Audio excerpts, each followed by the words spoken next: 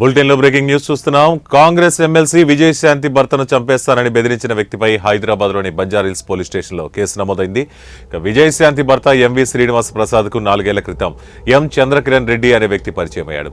Social మీడియాలో promotions చేస్తానని చెప్పడంతో పనితీరు చూశాక కాంట్రాక్ట్ ఇస్తామని శ్రీనివాస్ ప్రసాద్ హామీ ఇచ్చారు. కొన్ని రోజుల తర్వాత అనుకున్న ఫలితాలు రాకపోవడంతో చంద్రకిరణ్ తో ఎలాంటి ఒప్పందం చేసుకోకుండా పంపించేశారు. కాగా చంద్రకిరణ్ మాత్రం తాను విజయశాంతి వద్ద పనిచేస్తున్నానని చెప్పి పలువురు రాజకీయ నాయకుల వద్ద కాంట్రాక్ట్ కుదుర్చుకున్నాడు.